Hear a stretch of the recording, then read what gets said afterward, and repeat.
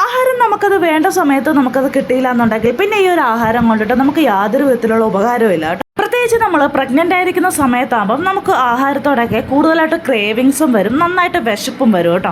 എന്നെയൊക്കെ സംബന്ധിച്ച് സമയത്ത് നമ്മൾ ആഹാരം കഴിച്ചില്ല എന്നുണ്ടെങ്കിൽ പ്രഗ്നൻസി ടൈമിൽ നന്നായിട്ട് എനിക്ക് വിറയലും ഉണ്ടാകാറുണ്ട് കേട്ടോ. എൻ്റെ മോനെ പ്രഗ്നൻ്റ് ആയിരിക്കുന്ന സമയത്ത് ഞങ്ങൾ ഫാമിലി ആയിട്ട് ഒരു സ്ഥലത്ത് ചെന്നു കേട്ടോ. അവിടെ ചെന്നപ്പോഴത്തേക്കും എൻ്റെ കുട്ടികളെയൊക്കെ നല്ല രീതിയിൽ അവർ ടേക്ക് കെയർ ചെയ്തു, അവർക്ക് ഫുഡൊക്കെ കൊടുത്തു കേട്ടോ. പക്ഷേ എന്നോട് അവർ ഫുഡ് വേണമെന്നോ ഇല്ലെങ്കിൽ നീ കഴിച്ചോന്നോ പോലും എന്നോട് ചോദിച്ചില്ല കേട്ടോ. ഞാനിങ്ങനെ മാസം തികയാറായി നിൽക്കുന്ന ആ ഒരു ടൈമാണ്.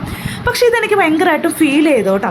നമുക്ക് പോസിറ്റീവായിട്ട് ചിന്തിക്കുകയാണെന്നുണ്ടെങ്കിൽ ചിലപ്പം അവളകത്ത് കയറി ആഹാരം എടുത്ത് കഴിച്ചോളും എന്നുള്ളൊരു ചിന്താഗതി ഉള്ളത് കൊണ്ടിട്ടായിരിക്കാം അവർ ചിലപ്പോൾ നമുക്ക് എടുത്തു തരാനത്. അതെന്തോ ആയിക്കോട്ടെ, പക്ഷെ ഞാൻ അങ്ങനെ കയറി കഴിക്കാറില്ല കേട്ടോ. ഞാൻ ആരെങ്കിലും സ്നേഹത്തോടു കൂടി വിളമ്പി തരുവാണെങ്കിൽ മാത്രമേ ഞാൻ വാങ്ങിച്ച് കഴിക്കാറുള്ളൂ. എനിക്കിപ്പം ആഹാരം വേണ്ടാന്നുണ്ടെങ്കിൽ പോലും ഒരാൾ അത്രയും സ്നേഹത്തോടെ നമുക്കൊരു ചായയോ ഇല്ലെങ്കിൽ എന്തെങ്കിലും ഫുഡോ തരുവാണെന്നുണ്ടെങ്കിൽ ഒരു ചെറിയ പോർഷനെങ്കിലും ഞാൻ കഴിക്കാൻ ശ്രമിക്കാറുണ്ട് കേട്ടോ. അതേപോലെ തന്നെ ഞാൻ ആർക്കാണെന്നുണ്ടെങ്കിലും സ്നേഹത്തോട് ഭക്ഷണം കൊടുക്കാറുണ്ട്.